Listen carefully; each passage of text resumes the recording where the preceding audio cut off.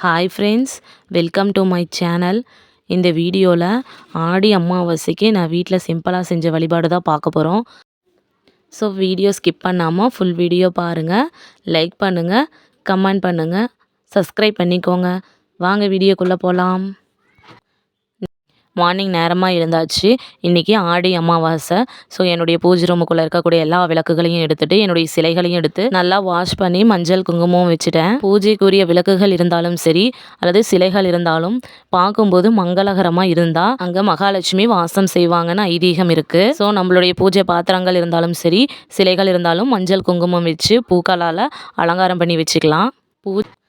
நேற்றே எல்லா சாமி படங்களையும் எடுத்து பன்னீரால் தொடச்சி மஞ்சள் குங்குமம் வச்சுட்டேன்.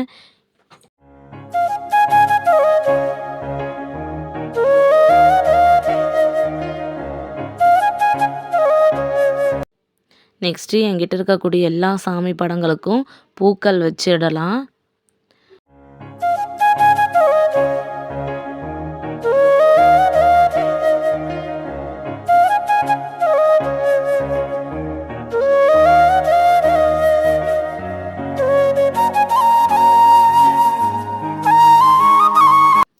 அதே போல் நம்மக்கிட்ட இருக்கக்கூடிய சிலைகள், அம்மன் சிலைகளாக இருந்தாலும் சரி, முருகப்பெருமான், சிவபெருமான், இந்த மாதிரி ஆண் தெய்வங்களின் சிலைகள் இருந்தாலும் சரி, அந்த சிலைகளுக்கு அழகான துணிகளும் போடலாம். பூஜா ஸ்டோர்ஸில் இந்த மாதிரி ட்ரெஸ் எல்லாம் கிடைக்கும். அதை வாங்கி சிலைகளுக்கு பயன்படுத்திக்கலாம்.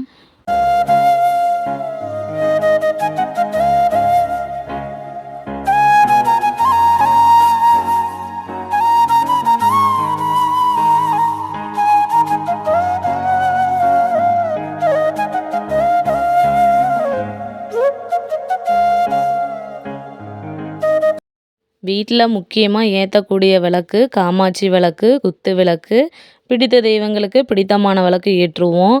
சாதாரணமான எல்லா நாட்கள்லேயும் வழிபாடு செய்யறதுக்கு காமாட்சி விளக்கு தான் அதிகமாக பயன்படுத்துவோம்.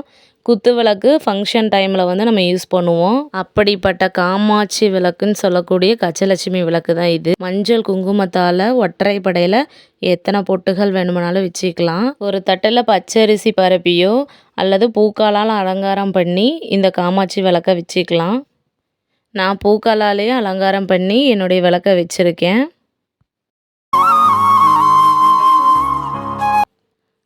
நம்ம வழிபடுற எந்த வழிபாட்லேயும் சரி முக்கியமாக ஒரு சொம்பில் தண்ணி ஊற்றி பூ போட்டு வச்சுக்கணும்.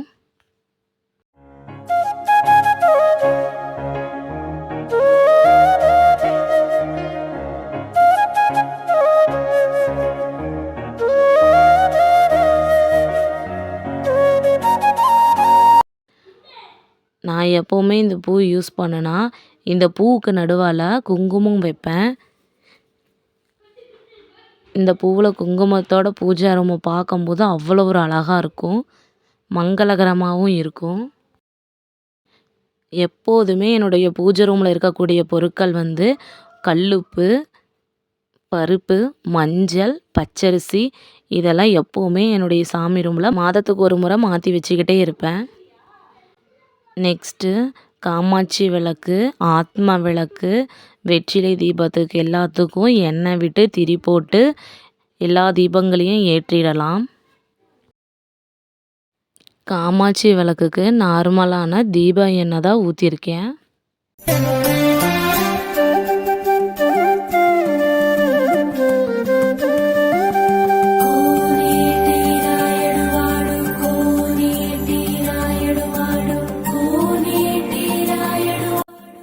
இந்த பூஜையில் நான் வெத்தலை தீபம் போடுறதுனால வெத்தலையை நல்லா வாஷ் பண்ணி எடுத்துகிட்டு வந்துட்டேன்.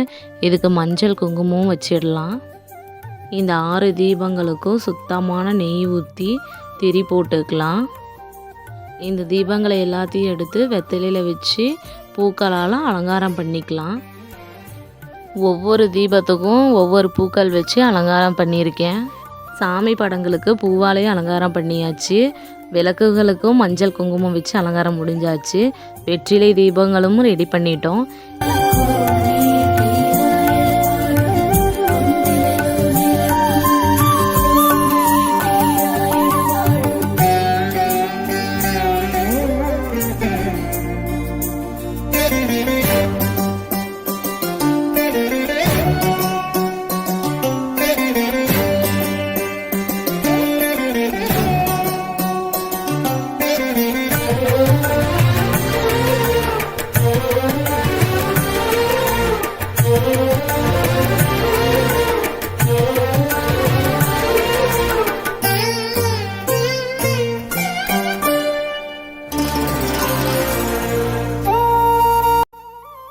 ஃபஸ்ட்டு காமாட்சி விளக்கில் தீபம் ஏற்றிக்கலாம்.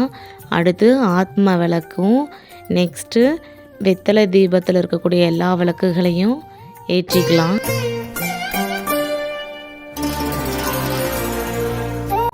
நெக்ஸ்ட்டு வெற்றிலையில் இருக்கக்கூடிய எல்லா தீபத்தையும் ஏற்றிடலாம்.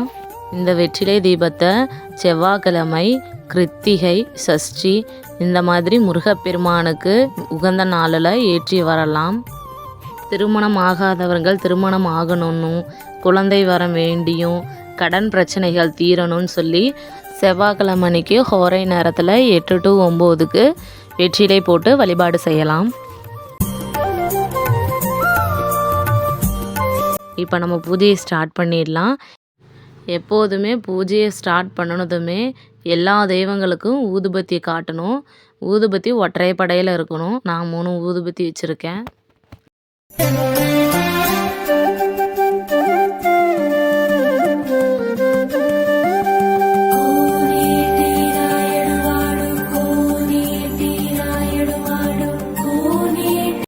நெக்ஸ்ட்டு சாம்பிராணி தூபம் காட்டிடலாம். நான் எப்போதுமே இந்த வர்ஷினி சாம்பிராணி தான் யூஸ் பண்ணுவேன். இதில் எல்லா மூலிகையும் இருக்கும். இந்த தூபம் காட்டும்போது வீடே நல்ல ஒரு நறுமணமாக இருக்கும்.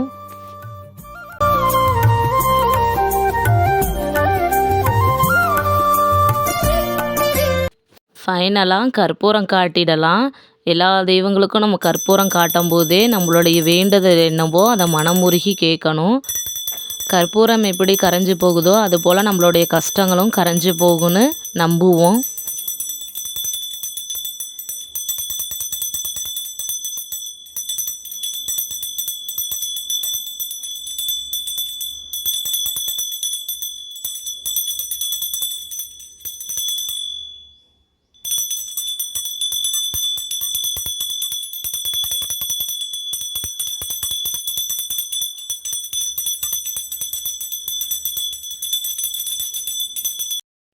என்னுடைய எல்லா தெய்வங்களுக்கும் தீப தூபம் ஆராதனை காட்டியாச்சு.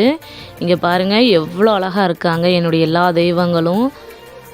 என்னுடைய சாமி ரூமு மங்களகரமாக ஆயிடுச்சு. இப்போ வீட்டில் வழிபாடெல்லாம் முடிஞ்சிருச்சு.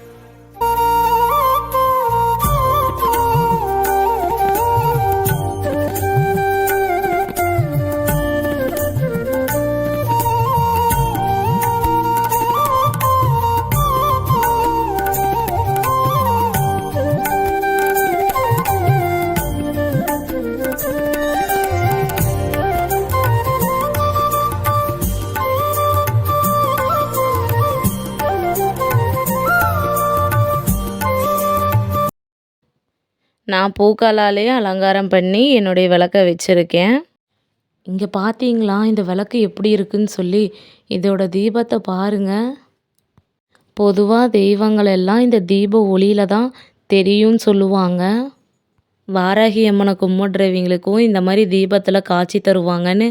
அதே போல் எங்கள் அக்கா வீட்லேயும் வாராகி அம்மனை வழிபாடு செய்வாங்க. அவங்களுடைய விளக்குலேயும் 2-3 முறை அப்படி தான் தெரிஞ்சது நான் பார்த்துருக்கேன்.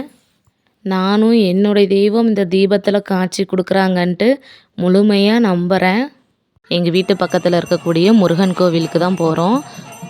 கோவில் வழிபாட்டிலையும் கலந்து சிவபெருமானுடைய தரிசனமும், முருகப்பெருமானுடைய தரிசனமும், தாயார் மீனாட்சி தாயாருடைய தரிசனமும் பார்த்தாச்சு.